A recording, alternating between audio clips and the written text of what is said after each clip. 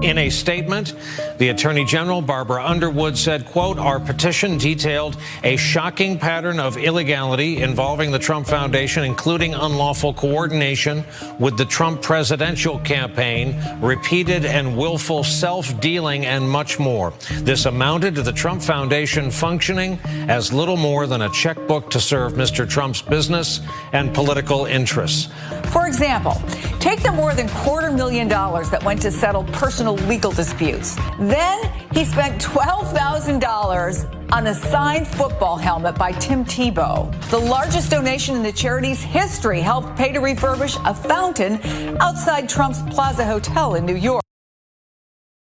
See, these folks must be watched, and we need a better system, as Chuck laid out in his article. And French economist and professor Thomas Piketty dealt the truth on such foundations. Watch this.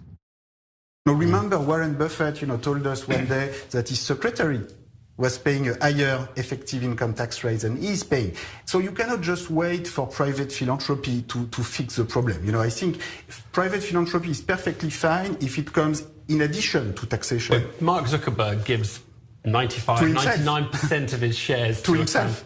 How do you mean to himself? Well, he keeps the control of the foundation. To be serious about what's public interest and what's private interest. I think in many countries, in order to call this philanthropic giving to a public interest charities, then you must lose any control right in the organization. Really? If you are, of course. The Gates, not philanthropy, the Gates Foundation? Well, I think it's trying to cure polio, malaria. I think it would be much more convincing if he give away power. If you keep control rights, this is the best situation you can think of as a billionaire.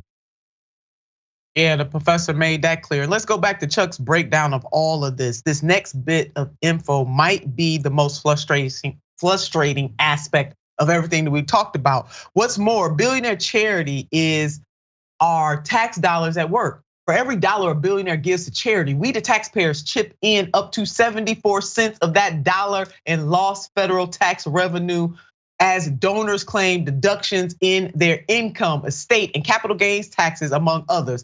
That makes it even more outrageous that much of this money may never reach a real on-the-ground charity. Underline it, underscore it, message in the bottom. Do you see that? We the ones that's giving the money. It's really us. We the people are the charity. And then Chuck concludes on an excellent point. Take a look at this. In the end, philanthropy will never be an adequate substitute for an effective tax system. Ray, you was right there, baby. On an effective tax system where billionaires pay their fair share and democratically elected governments make decisions about investment priorities, not billionaires.